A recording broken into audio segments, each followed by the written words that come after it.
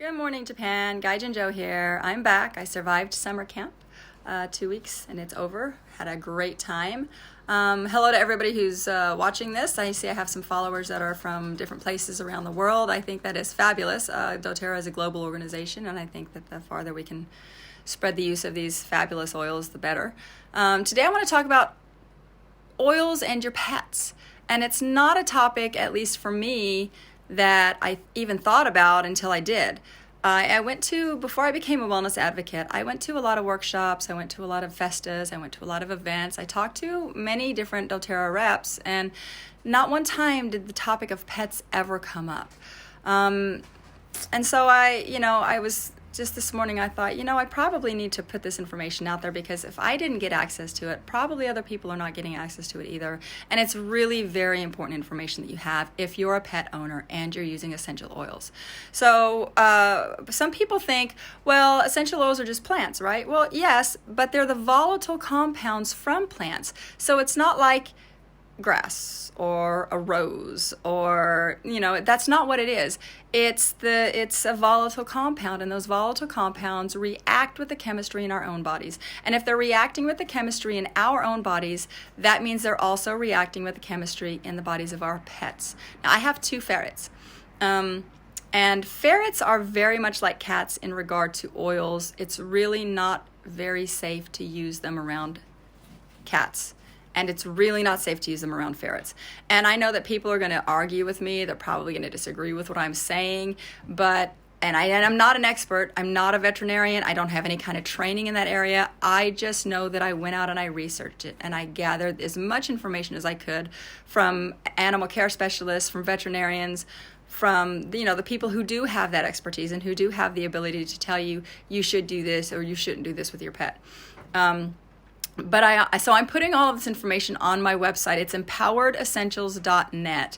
And all I'm doing is just gathering the information from other sources and putting it in one location, because I went out and I could find a website that talked about dogs or cats, or dogs and cats, but not ferrets, not rabbits, not guinea pigs, not hamsters, So I want to put just this information out there in one location for people to access if they need it. And I think the most important thing for people is that you must talk to your vet before you use oils around your animals. And I think that is just absolutely a must. And I think it's not worth the risk. If your vet says, well, we're not sure, but maybe it's not safe, probably don't use it. For me, with my ferrets, I cannot diffuse in the same room where they're at. So we have them in our living room. They have a little fenced off area where they can just play and have, live their best ferret lives. And at night they sleep in a cage just outside of that area. So in that main room, I do not diffuse.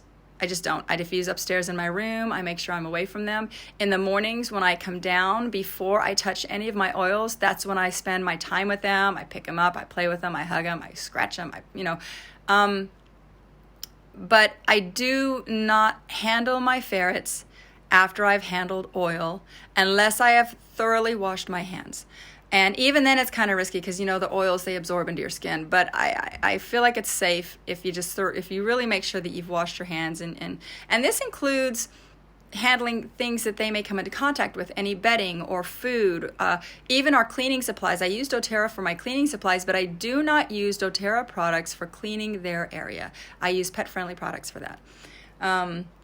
And it just is an extra step that you have to take as an oil user if you have a pet, because my pets are part of my family, and I am not going to use something that's going to harm my family. So you really just have to be informed. You have to make sure you know what's safe and what is not safe.